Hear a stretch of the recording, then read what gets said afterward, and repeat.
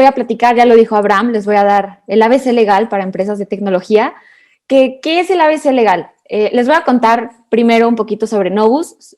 Novus es un despacho, está especializado en asesorar y acompañar a empresas de tecnología. La verdad es que tenemos más de 10 años de experiencia pues haciendo esto, acompañando a las empresas, asesorándolas. Y la verdad es que 10 años se dice como muy fácil, bueno, parece a lo mejor poquito, y más en esta pandemia que parece que ya duró un siglo, pero les aseguro que la pandemia solamente ha durado un año, entonces no es tanto. Nosotros tenemos todavía como 10 pandemias apoyando startups de tecnología. Y la verdad es que durante estos años, Novus se ha dado cuenta y hemos estado viendo como las necesidades que van surgiendo en el ecosistema, y nos hemos fijado que cuando las startups se acercan con los inversionistas y quieren levantar capital, a veces tener una mala preparación legal es justamente lo que tira todo el negocio, ¿no? Literalmente es como un cementerio de startups, ¿no? Y digo, es normal. Hemos visto que en Estados Unidos muchas veces estos documentos ya están como muy estandarizados, pero aquí en México llegamos y pues a pesar de que hay abogados con muchísimos años de experiencia y que sin duda también han de ser expertos en su rubro, a veces no conocen este ABC legal de las empresas de tecnología y no les dan la asesoría que necesitaban, o simple y sencillamente a veces cuando uno empieza un proyecto y empieza como en esto del ecosistema emprendedor, a veces no como que volteamos tanto a buscar como asesorarnos con los expertos, a veces es algo que delegamos, y ya cuando estamos a la hora del due diligence, decimos como de que, ¿qué es esto que me están pidiendo? ¿Qué es el cap table? ¿Cómo que la protección de propiedad intelectual? Tenía que hacer esto porque nadie me dijo. Entonces, ya llegamos nosotros para que ustedes no estén sufriendo, para que no se estén preguntando como de, ¿qué es esto? O sea, ¿por qué nadie me lo dijo? Aquí estoy yo se los voy a decir el día de hoy y lo tengo muy, muy sencillo. La verdad es que el ABC legal consiste, como ya se los dije, en un ABC. El A es armar una estructura corporativa, el B es tener una muy buena estrategia de protección de propiedad intelectual y el C es comercializar su producto con los documentos necesarios y los óptimos. Porque también, bueno, ahorita lo vamos a platicar porque luego llegamos al de comercializar y, ay, mi talón de Aquiles. Ahorita les voy a platicar un poquito más. Entonces vamos a empezar platicando un poquito sobre la estructura corporativa. ¿Qué es lo que necesitamos o qué es como lo ideal? ¿Qué podríamos interpretar como una buena estructura corporativa? Lo primero, tener un acta constitutiva y unos estatutos sociales. Y les voy a explicar por qué creemos que es como el primer paso. Yo siempre pongo el ejemplo y digo que una startup, un emprendimiento es como un bebé. Al final de cuentas es algo a lo que le dedicamos tiempo, le dedicamos mucho esfuerzo. La verdad, aunque se escuche un poco cursi, cuando empezamos con el emprendimiento, a veces hasta cariño le tenemos, ¿no? Y es lógico, al final de cuentas es una creación nuestra y es algo que le estamos, o sea, lo estamos viendo crecer, ¿no? Pero así como cualquier bebé, pues necesitamos registrarlo, ¿no? Necesita tener un nombre, necesita tener una identidad, ¿no? Y digo, no sé ustedes, pero yo tengo una hija y mi hija en cuanto nació fui y la registré al registro civil. Esto es en México, así que si hay alguien que no esté en México, a lo mejor va a cambiar un poco las palabras, pero bueno, yo fui y la registré en el registro civil y me dieron su acta de nacimiento. Lo mismo tiene que pasar con el acta constitutiva. Ustedes van a registrar su empresa o van a constituir su empresa y va a ser como el acta de nacimiento, por así decirlo, ¿no? En esta acta constitutiva es donde vamos a tener, pues, quiénes son los socios, se va a ver el cap table, que ahorita vamos a platicar un poquito más. Vamos a tener una estructura de cómo es nuestra empresa internamente, ¿no? ¿Y por qué es importante también tener esta acta constitutiva y tener estos estatutos sociales, en especial cuando queremos levantar capital? Porque digo, a lo mejor ustedes dicen, bueno, pues sí, obviamente ya tengo experiencia siendo empresario y pues siempre las constituyo, pero ¿por qué tiene como esta relevancia cuando hablamos de levantar capital? Porque cuando no lo hacemos correctamente, muchas veces cuando lleguemos con el inversionista y nos diga, oye, sí, pero tienes acciones del tipo preferentes, y nos vamos a quedar como de, ¿qué son las acciones del tipo preferentes, no? Y nos dicen, ok, en el due diligence, mándame tu acta constitutiva, la empiezan a revisar y resulta que no, que ni éramos una SAPI, que éramos una SDRL, que no teníamos ni siquiera acciones especiales, nada, no teníamos nada, ¿no? Entonces, ahí pues nos vamos a encontrar como con la primer piedrita en el camino, ¿no? Así que tiene una especial mención en el acta constitutiva y en los estatutos sociales, hacer, pues, revisar qué tipo de acciones se están expidiendo, ¿no? Normalmente, como les decía, siempre los fondos de inversión, los VCs, les van a pedir acciones del tipo preferentes y de esta forma ustedes se van a tener que asegurar que van a tener un tipo de acciones, una clase de acciones que estén reflejando los tipos, las acciones de tipo preferente con derechos económicos, con derechos que a lo mejor haya como medidas antidilución, que tengan derechos de votación especiales, etcétera, ¿no? Que digo, esto lo van a ver con muchísima más profundidad en la siguiente sesión con Juan Conde, que es nuestro founder, para que todas estas preguntas que a lo mejor surgen alrededor de las acciones preferentes, pues las vean, pero ya más a profundidad en la siguiente sesión. Así que váyanse preparando mentalmente porque la siguiente sesión también va a estar buenísima. Empiecen a tomar sus notas para que vayan hilando todo y que esto empiece a crearse como el mapa completo, ¿no? Otra de las cosas que también vale como la pena como mencionar es que antes de cerrar o cuando vayan a cerrar su inversión con los fondos de inversión, los estatutos sociales también deben de reflejar los términos pactados en el term sheet de la inversión, ¿no? Y digo, también hablando un poquito ya del segundo punto de qué es lo que deberá llevar como la estructura corporativa, mención especial es el cap table y los libros de registro, ¿no? Que el cap table, hay por ahí un chistecito que siempre digo que, porque digo, la verdad es que es como el tema, ¿no? Es como la palabra que siempre genera, y cuando nos empezamos a meter en este ecosistema, siempre genera como incertidumbre. ¿Qué es el cap table, no? O sea, ¿qué, cómo lo hago, no? ¿De dónde sale? A veces hasta veo que nos piden de que, oye, ¿tienes un template para el cap table? Entonces, el cap table, no se estresen, a lo mejor puede escucharse un poco una palabra rara, pero no es nada más que la simple composición del capital social de su sociedad, ¿no? No es un documento en sí mismo, pero sí es muy importante tenerlo bien documentado. ¿A qué me refiero? Pues a lo mejor no va a haber como un template, como a veces nos dicen, que sea como general. A lo mejor no va a haber como que les diga, sí, es este contrato y aquí van a tener reflejado su cap table. Cada quien tiene su propia forma de tenerlo, a lo mejor de estructurarlo, de tenerlo como documentado, pero sí tiene que estar bien, muy bien documentado, o sea, que sí tengan a lo mejor una hojita en donde pueda verse como con claridad. Y el punto clave o como lo importante de este cap table es reflejar la capitalización totalmente diluida o el fully diluted capitalization de la sociedad, que bueno, esto se compone la capitalización, se los voy a decir lentito porque ya vi que hay quienes sí están tomando nota, qué bueno.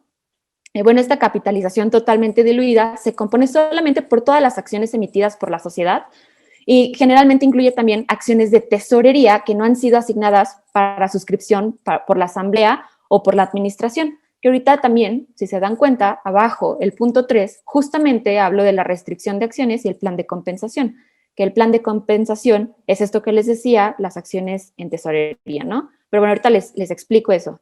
Porque antes de pasar a ese punto, también vale como la pena hablar un poquito de los libros de registro. Los libros de registro, también siempre hago como esta broma que les digo, pues sí, qué chido que ya registraste tu, o bueno, ya tienes el acta constitutiva, pero tienes los libros de registro. Y nos dicen, ¿qué es el libro de registro? ¿Cómo lo tengo que tener, no? Lo tengo que tener como la Biblia, así empastado duro y con cubierta de piel. No, nada que ver. La verdad, los libros de registro sí es un requisito que nos pide la ley. En este tenemos que llevar como el historial, por así decirlo, de la sociedad. Ahí vamos a estar viendo como las modificaciones que hubo, si hubo un aumento de capital, si hubo una disminución de capital, si hubo algún accionista nuevo, etcétera. Ahí se va a estar viendo como todo esto reflejado. Y sí es súper importante que lo tengamos porque cuando no lo tenemos puede llegar a haber sanciones por parte pues, de las instituciones. Es algo que está contemplado en la ley, así que sí tenemos que estar cumpliendo con este requisito. Entonces, tiene como su especial mención los libros de registro y por supuesto, o sea, si ya tienen el acta constitutiva, inmediatamente también hagan los libros de registro, ¿no? Y bueno, ahora sí, hablando de la restricción de acciones y el plan de compensación, son dos temas distintos. La restricción de acciones es el famosísimo vesting, que pues es un documento, es un contrato en el cual la sociedad adquiere como el derecho de recomprar las acciones de los fundadores. ¿Cómo se hace esto? ¿O por qué es como tan curioso o tan importante? Lo pueden recomprar, pero la clave es que lo pueden hacer al mismo precio que el fundador compró esa acción en caso de que los fundadores dejen de prestar los servicios a la sociedad, ¿no? ¿Y qué puede ser? O sea, ¿quién puede ser el fundador? Puede ser un CEO, un CTO, un CFO, cualquier fundador, ¿no? Entonces, es una forma que se ha popularizado muchísimo, o sea, de hacer como esos acuerdos para facilidad de la sociedad. Tiene este acuerdo un término extintivo, por así decirlo, es decir, van a tener como 4 años que va a estar vigente este vesting. En el primer año tenemos como este 25% de derecho de readquirir estas parte de las acciones y se va extinguiendo conforme va pasando el tiempo. Es decir, primero tenemos el 25%, se extingue y el restante 75% se va a extinguir mensualmente. Así, en un periodo de 4 años, se extingue como el 100% del derecho de recomprar el 100% de las acciones. También digo, hay a veces como ciertas cláusulas de aceleración que como que digamos que disponen este derecho de recompra, o bueno, disponen que este derecho de recompra como que se extinga en caso de que la asamblea de accionistas despida a alguno de los fundadores, que es una cláusula muy recomendable porque nosotros consideramos que esto genera como un equilibrio, ¿no? O sea, va a permitir que esto sea como, va a compensar como la balanza entre los inversionistas y los fundadores. La verdad es algo que es muy popular, en especial en los fondos de inversión que invierten ya en series del tipo A en adelante, y también a veces suele ser una condición que ponen para ya cerrar la inversión. Y digo, como se los dije, al final de cuentas es una forma de equilibrar como la balanza y también da como mucha certeza, ¿no? Entonces, sí recomendamos mucho tener su vesting, en especial si ustedes quieren levantar capital y se quieren acercar con fondos de inversión profesionales. También, digo, en el segundo punto vamos a ver que tenemos el plan de compensación, el ESOP, que es el famosísimo option pool o el pool, que en realidad esto también se ha popularizado mucho porque es una muy buena forma de retener el mejor talento disponible. Esto se ofrece normalmente a empleados, a asesores, a gente que puede brindar como mucho talento o puede tener como tener un beneficio para la sociedad y es como un incentivo, ¿no? ¿Cómo es el option pool, no? Digo, lo primero es realizar una asamblea de accionistas. En esa asamblea se aumenta el capital social y se reservan las acciones que se emiten en la tesorería de la sociedad, que era lo que les comentaba un poquito arriba en los estatutos sociales sobre las reservas de las acciones en tesorería. Y después se le encomienda al Consejo de Administración que emita un plan de compensación, por eso es plan de compensación ESOP, acuérdense, emiten el plan de compensación con valores. Entonces, ya después el Consejo de Administración emite este plan en donde se detalla como qué tipo de compensación se va a estar dando, acciones restringidas, las opciones, en qué casos, bajo qué condiciones. Y ya una vez que se hace como este plan, obviamente el Consejo de Administración también debe de expedir como los contratos en donde se están otorgando las opciones a las personas interesadas, ¿no? Entonces, estos 3 puntos es como lo que yo consideraría, o nosotros consideramos que es como clave para tener una estructura corporativa exitosa y que esté 100% optimizada para recibir inversión. En el segundo punto, vamos a ver que tenemos la protección de propiedad intelectual.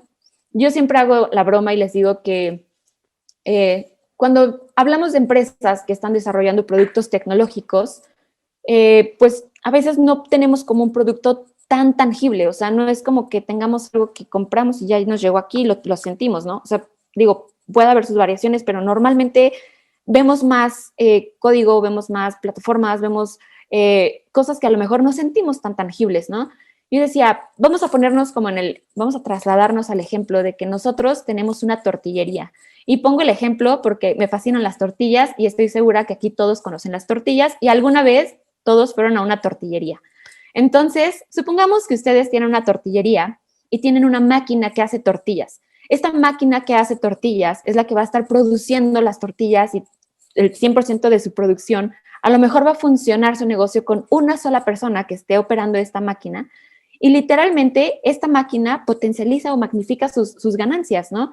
¿Qué pasaría si no tuvieran esa máquina? O sea, literalmente, probablemente tendrían, o sea, a lo mejor sí va a haber otra opción, a lo mejor van a tener que contratar más personas, a lo mejor van a comprar un montón de tortilleros y van a poner a un montón de personas a producir tortillas a mano.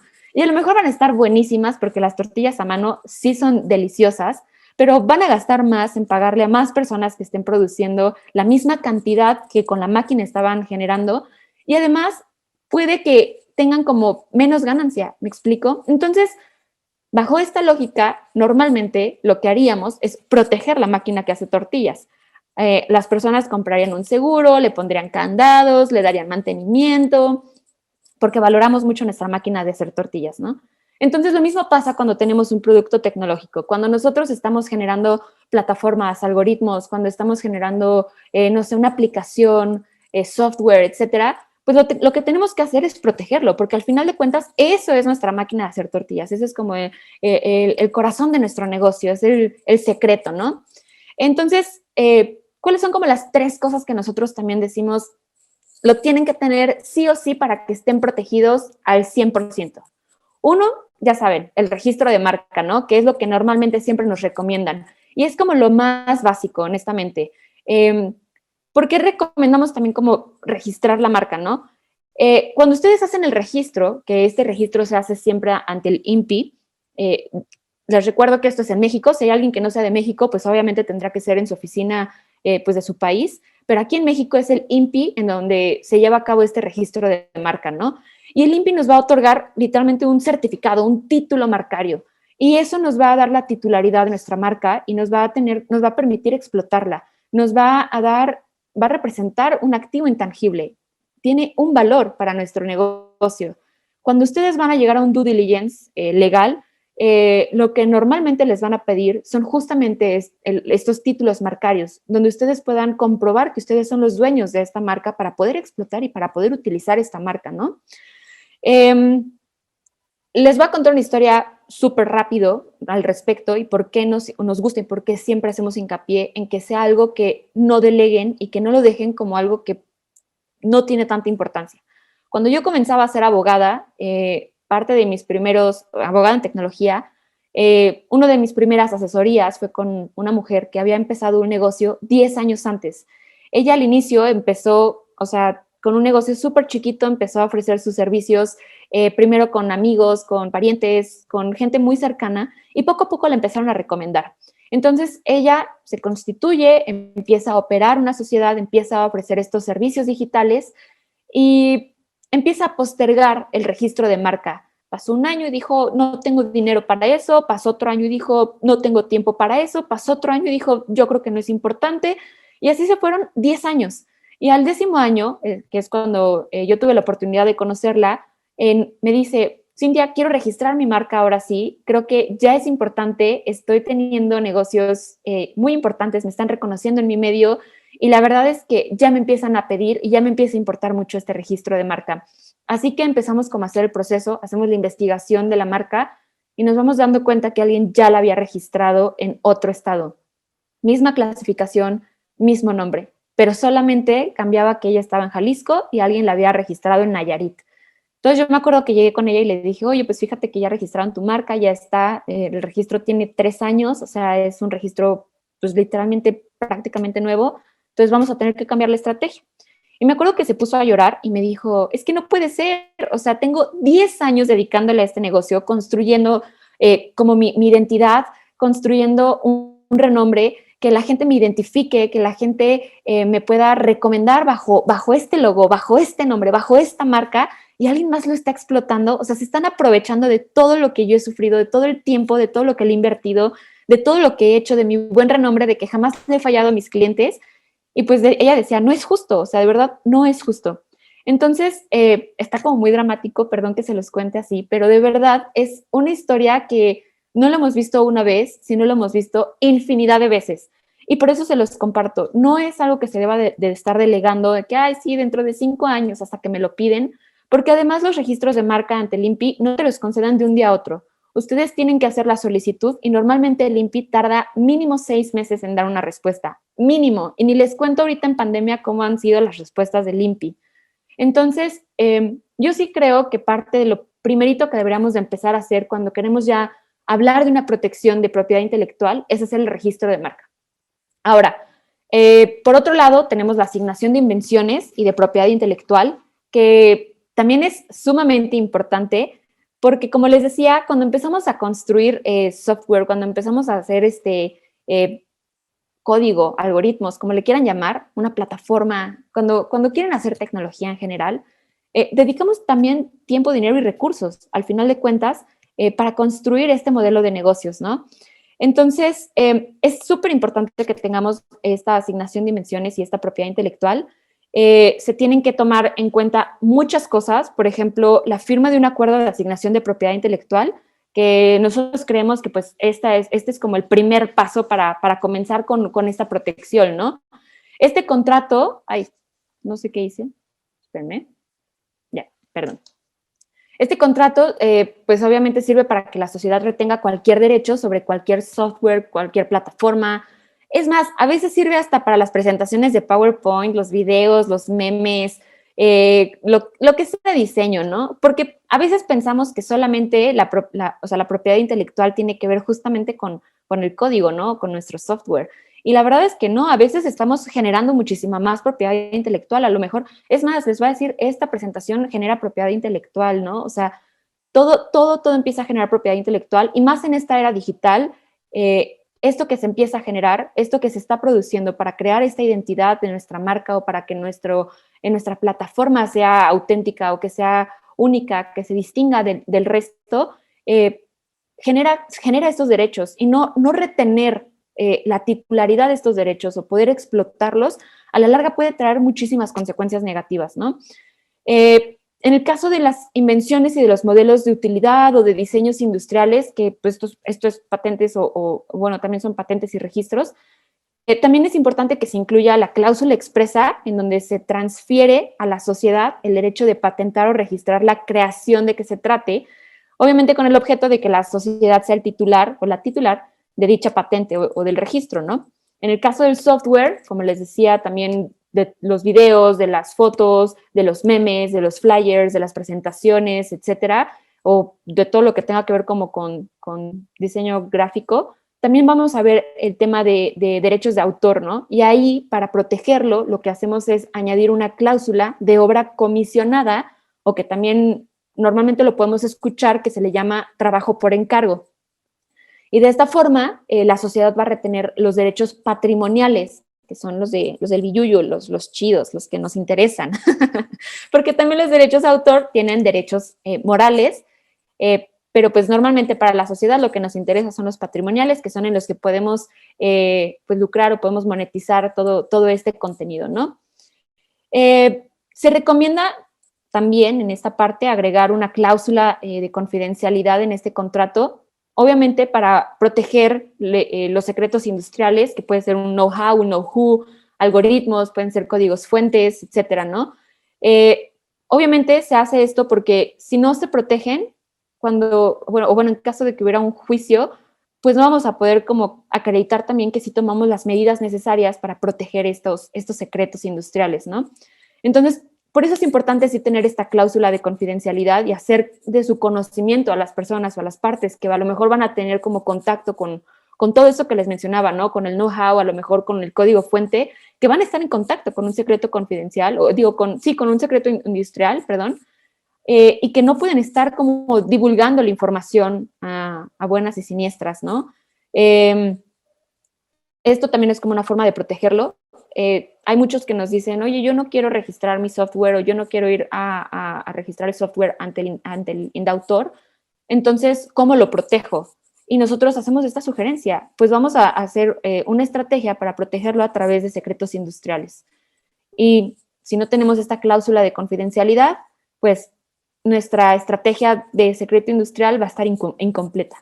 Y esto es una parte muy importante y quiero hacer énfasis en esto, porque a veces creemos que proteger la propiedad intelectual es una cosa muy sencilla y que podemos ir como parchando como una cosa aquí, otra cosa acá, y ya firmé un contrato de confidencialidad y tengo un NDA que saqué de internet y ya metí mi registro de marca, pero ya lo taponeé y luego moví, o sea, o contraté gente sin ni siquiera tener como contratos con estas personas, y van haciendo como una parchadera, y a la mera hora nos vamos dando cuenta que las cosas no quedaron como estructuradas, no tienen ni pies ni cabezas, quedaron como un Frankenstein, y empiezan a haber filtraciones, como en estas cosas que les comentaba.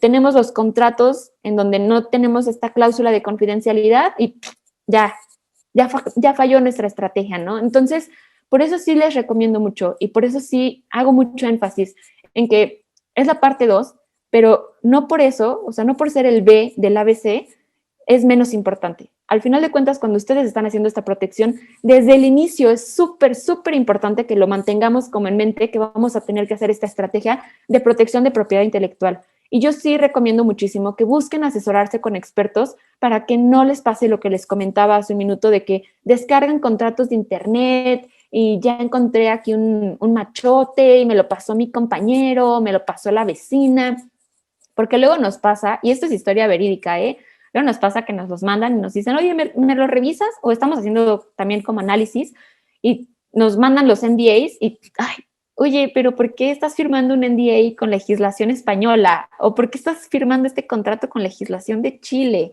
O sea, ¿dónde estás operando? En México. Entonces, ¿por qué tiene como otro fundamento, no? ¿Por qué utilizaste esta terminología? Ah, es que lo bajé de internet. Ah, es que me lo pasaron. Ah, y pues no sirven. Lamento decirlo, pero no sirven. Entonces, yo sí les recomiendo mucho que lo tengan como desde el inicio, como en mente, y que sí traten de buscar esta asesoría y que no sea solamente el registro de marca, sino que, como les digo, hagan como esta estrategia justamente de la asignación de dimensiones y de la propiedad intelectual.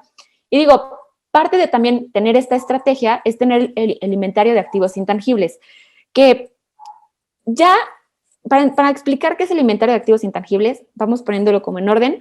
Ya registramos nuestra marca, ya a lo mejor vamos a empezar a contratar personal, ya hicimos a lo mejor la firma de nuestro contrato de asignación de propiedad intelectual, pero ahora lo que va a seguir es decirles, ok, está bien, qué bueno que vas a estar ayudándonos a desarrollar el producto y qué bueno que vamos a estar trabajando en conjunto, pero necesitamos que nos estés dando un listado de todas las bibliotecas que vas a estar utilizando, de todas las partes. Pueden, a veces contratamos ingenieros o contratamos diseñadores, contratamos un montón de gente que nos puede estar ayudando a la construcción de nuestro producto y los vamos a ver que están utilizando, no sé, open source o van a estar utilizando partes de código abierto, van a utilizar como bibliotecas públicas o a lo mejor tienen hasta ellos mismos sus propias bibliotecas.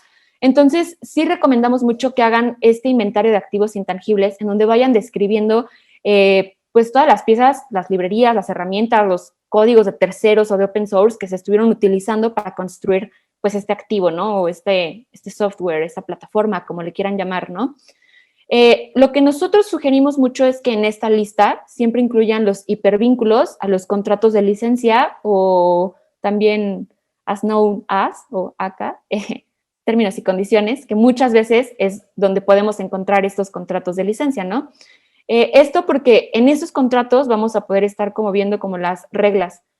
Pasa a veces que utilizamos o que utilizan pedazos de software que nos limitan a hacer lo que queremos hacer. Por ejemplo, hay software público de open source que nos dicen, ok, sí puedes utilizar esta pieza, pero no puedes lucrar con lo que construyas utilizando esta pieza.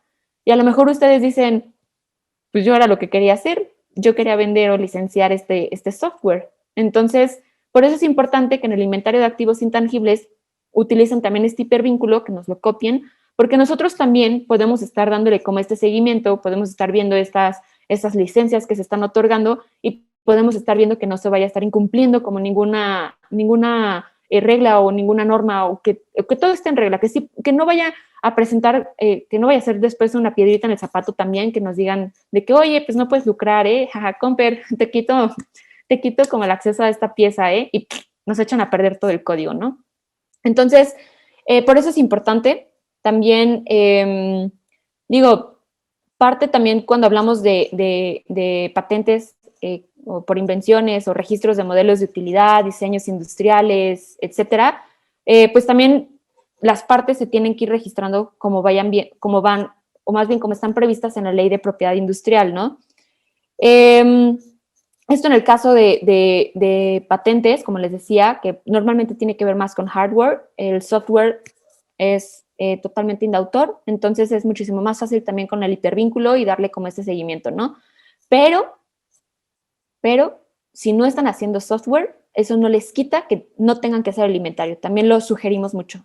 Y peor cuando se combina el software con el hardware, o sea, todavía lleva como especial, o sea, lleva como especial nombramiento, ¿no? Tener demasiado cuidado y tener como nuestro inventario, oye, pues esto es para el hardware, a lo mejor esto se va a registrar a través de una patente, esto es el software y esto tiene que ser justamente para las partes o las piezas de las librerías que estuvimos utilizando, ¿no? En este tema, la verdad es que hemos visto que hay muchos fondos que muchas veces no tienen como los conocimientos técnicos no sé, para revisar estos activos, ¿no? O sea, no es como que vayan a meterse a revisar su código, ¿no? Pero la verdad es que tener esto en orden, en primera, a nosotros como emprendedores nos da muchísima seguridad de que no vamos a tener ningún conflicto. Ahora sí que vamos a prevenir antes que lamentar, o no vamos a aplicar como el viejo dicho mexicano dice que tapamos el pozo ya cuando el niño se ahogó, ¿no? Entonces, para evitar llegar a eso, mejor prevenimos, mejor tenemos todo en orden y evitamos conflictos, ¿no? Que honestamente un conflicto en una etapa temprana, pues no es algo muy deseable y a veces puede representar como, si ya de por sí el camino a veces es complejo, pues tener algún conflicto, algún juicio, solamente por no haber prestado atención en estos puntos, pues puede ser mortal literalmente, ¿no? Para nuestra startup.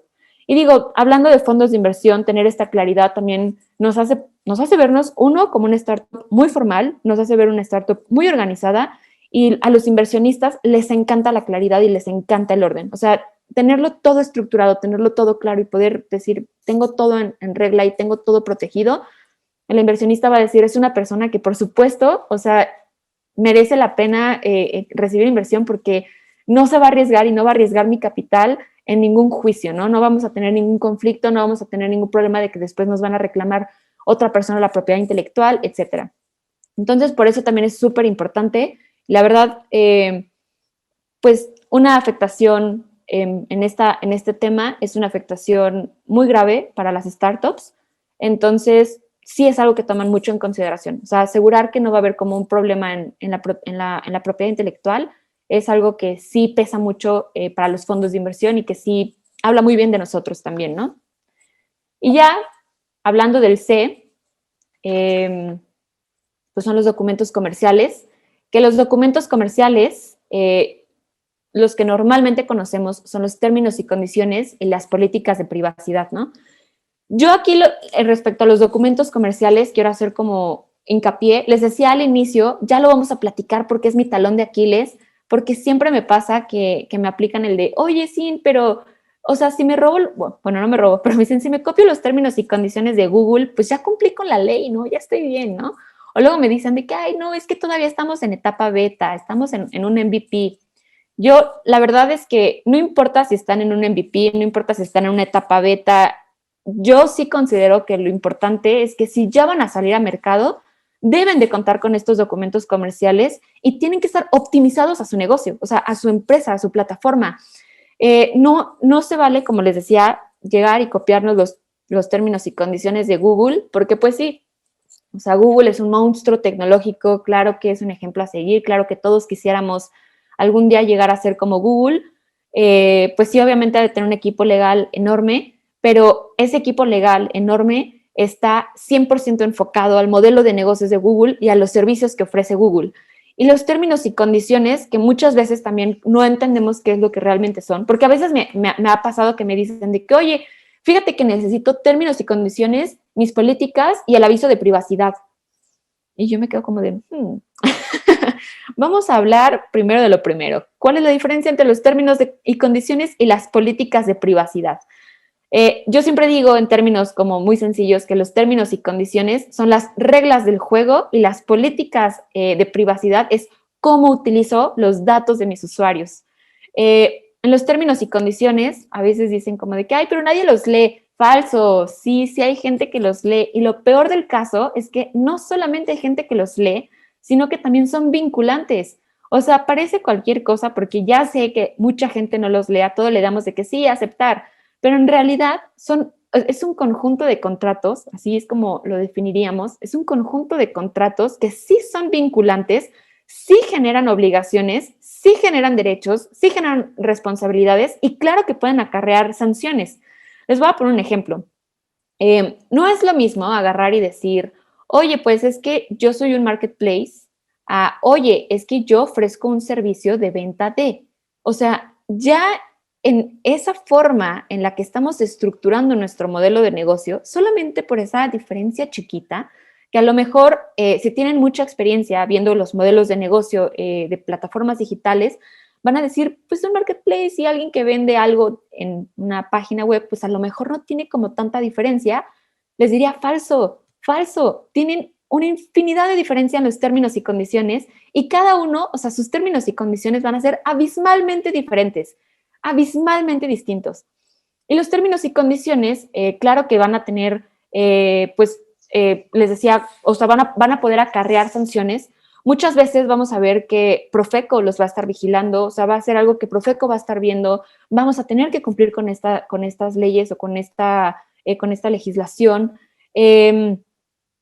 También vamos a poder ahí incluir licencias para poder comercializar nuestro software, que la verdad es que, pues imagínense qué hubiera sido de Microsoft si cada que compráramos una licencia, no sé, pues obviamente de Microsoft, de Words, nos dijera de que, sí, está padrísimo, pero ¿sabes qué? Cuando lo compres, ahí mismo vas a encontrar así como 40 hojas que tienes que leer, tienes que firmar y luego me las tienes que escanear y me las tienes que mandar a mi correo. O peor aún, las firmas y te voy a mandar una dirección en donde me la mandas aquí a mi oficina, para que pues sí puedas utilizar el software. Y ya una vez que reciba el contrato, ya te libero la licencia. ¿Estás de acuerdo? O sea, imagínense el caos que hubiera sido que literalmente así hubiéramos comprado las licencias de Microsoft.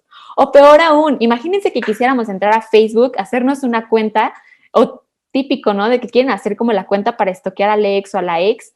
Imagínense que para hacer la cuenta para estoquear a la ex, les dijera a Facebook, oye, sí, qué chido, sí, utiliza nuestra plataforma, pero mándame tu correo, te voy a mandar el contrato, me lo firmas, me lo escaneas y me lo mandas. Y ya una vez que yo lo reciba, pues te habilito la plataforma, ¿no? No, hombre, o sea, les apuesto que la ex ya cambió de novio otra vez 3 veces antes de que ustedes hayan podido tener su cuenta para estoquear a la ex, ¿no? Entonces, la tradición nos permite utilizarlos, o bueno, lo que ahorita es como lo común, es que en los términos y condiciones podamos estar prestando estas licencias. Y claro que cuando le damos acepto términos y condiciones, es como una firma. Entonces, ya nos estamos obligando. ¿No te gusta lo que dicen los términos y condiciones? No los aceptas, no utilizas la plataforma. Son como contratos de adhesión, tal cual. Entonces, sí son súper importantes y sí es importante que un abogado experto que comprenda perfectamente su modelo de negocios lo pueda plasmar en este documento, en estos términos y condiciones. Y en segundo lugar, pues las políticas de privacidad, que son importantísimas y más en estos tiempos donde de verdad los datos, pues es lo que siempre decimos, es el oro del siglo XXI, ¿no? O sea, todo el mundo ahorita está comprendiendo como la importancia de los datos y hemos visto como todo lo que se puede construir utilizando datos, ¿no? Y si no me creen, vean el documental de The Social Dilemma y vean Cambridge Analytica y todo eso que ha ocurrido en el mundo y que ha sido súper famoso. Y digo, a lo mejor esas son empresas muy grandes, a lo mejor han sido situaciones muy famosas, pero no por eso nos excluye a nosotros de tener que cumplir con esta legislación. Aquí en México, la verdad es que la legislación en cuestión de protección de datos personales en posesión de particulares, suena como a trabalenguas, pero así es el nombre de la ley, la verdad es que es una legislación súper robusta. De verdad que tenemos una legislación envidiable, que no le piden nada incluso a las legislaciones pues más top o más famosas, ¿no? El GDPR, pues sí, ahorita es como lo más top, pero México, les juro que está casi a la par. O sea, no más porque no hemos incluido un par de temas en nuestra legislación, pero de verdad es una de las más sólidas y de las más robustas y hay muchísimo al respecto y hay muchísimas leyes que debemos de estar cumpliendo al respecto. Entonces, cuando me hablan de que solamente quieren un aviso de privacidad, Para empezar, me da como miedo. Y para continuar, pues quiero aclarar que el aviso de privacidad, como siempre les digo, es solamente la punta del iceberg. Y les voy a recordar que el Titanic no se hundió por la punta, sino por lo que estaba abajo. Entonces, ojo, acuérdense de ese ejemplo. Todo lo que hay abajo de la punta del iceberg es lo importante también. ¿Qué es en términos de, o en las políticas de privacidad, qué es lo que está abajo del aviso de privacidad? Tenemos, la ley nos va a pedir un código de prácticas internas, el nombramiento de un departamento de datos personales, una política de tratamiento de datos personales, el inventario de flujo de datos. Obviamente, pues ya les había dicho, el aviso de privacidad puede ser como la punta del iceberg, pero puede que tengamos más de un aviso de privacidad. O sea, puede que necesitemos más de un aviso de privacidad, dependiendo del tipo de datos que estemos tratando o cómo los estemos obteniendo. Vamos a necesitar un manual de procedimientos de protección de derechos, etcétera. En este tema de las políticas de privacidad, o sea, es importante también hablar un poquito de los derechos ARCO, que no sé si han escuchado de ellos, muchas veces no son como tan populares o no son tan sonados, pero son importantísimos, que es el acceso, la rectificación, la cancelación y la oposición al tratamiento de los datos personales, ¿no? Nosotros como titulares de nuestra información podemos hacer o podemos ejercitar estos 4 derechos para saber cómo los están tratando, para pedir que ya no los utilicen, para modificar nuestros datos personales, etcétera. Y nosotros como empresa, cuando estamos recabando los datos personales de nuestros usuarios, tenemos que ofrecer también la protección de estos derechos. Y por eso tenemos, como les mencionaba, un manual de procedimientos, tenemos el nombramiento del departamento que está encargado de los datos personales, etcétera. Y todo esto pues conforma una política. Literalmente vamos a ver que es como una estructura que vamos a tener dentro de nuestra empresa para poder proteger la información de nuestros usuarios y también nos va a permitir como entender hasta dónde sí podemos utilizar los datos o hasta dónde no, porque muchas veces pasa que creemos que, o sea, ya porque nos dieron la información podemos venderla y la podemos transmitir y la podemos, o sea, mandar como en otras plataformas y podemos hacer 1000 cosas, ¿no?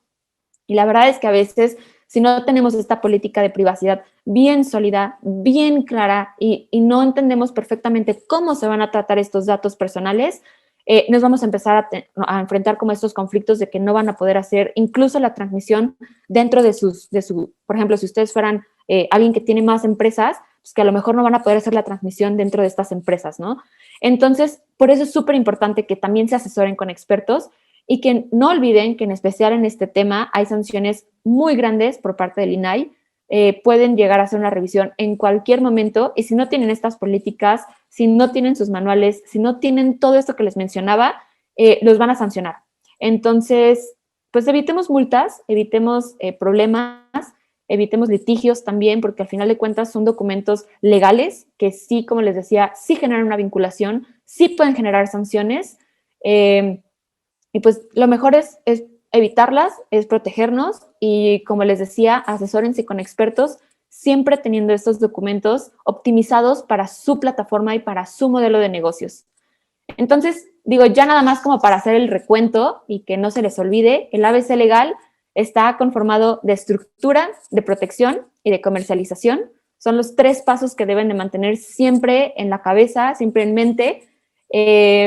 Si por algo tuvieran dudas, si algo quisieran profundizar o si en cualquier momento ustedes, no sé, quisieran que les brindemos asesoría legal, me pueden contactar al despacho, me encuentran o nos encuentran en Twitter y en Instagram. A mí me encuentran como la CD-ROM y al despacho lo encuentran como Novus Concilium. Tienen aquí también activado para poder hacer preguntas en el chat, entonces también si tienen alguna pregunta, comentario, sugerencia, también los estoy leyendo para que también podamos platicar si algo no quedó muy claro, si hay algo en lo que les haya generado como un poco de intriga. Y si no, de todos modos, pues como les decía, me pueden encontrar en redes sociales y en cualquier momento me dará muchísimo gusto también pues poder pues estar en contacto con ustedes.